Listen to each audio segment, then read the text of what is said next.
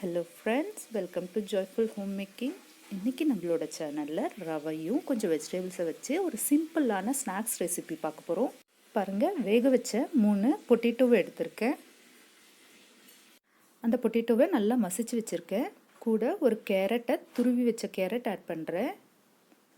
Capsicum பொடியாக நறுக்கி வச்ச கேப்சிகம் ஒரு கப் ஆட் பண்ணுறேன். தேவையான அளவு சால்ட் ஆட் பண்ணிக்கலாம். காரத்துக்கு மிளகாத்தூள் கொஞ்சம் ஆட் பண்ணுறேன்.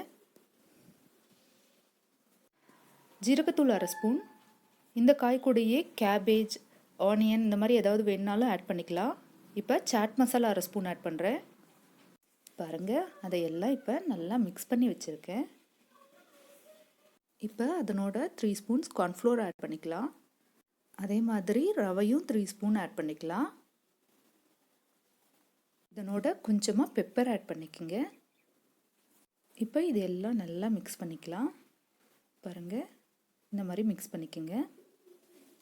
பாருங்கள், கொஞ்சம் கொஞ்சமாக மாவு எடுத்து இந்த மாதிரி ஷேப்ஸை பண்ணிக்கோங்க. உங்களுக்கு எந்த ஷேப்ஸ் வேணாலும் பண்ணிக்கலாம். இது இந்த மாதிரி பண்ணால் கொஞ்சம் சீக்கிரம் சட்டுன்னு வெந்துடும்.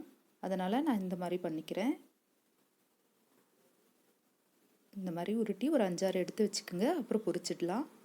எண்ணெய் காஞ்சிடுச்சு. இப்போ பொரிச்சு எடுத்துடலாம். எல்லா பீசஸையும் கொஞ்சம் மெதுவாக போடுங்க, இல்லைன்னா உடஞ்சிடும்.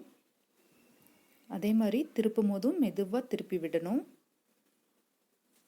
பாருங்கள், மெதுவாக ஒரு பீஸாக திருப்பி விடுங்க. கொஞ்சம் வெந்த பிறகு இது உடைய வாய்ப்பில்லை.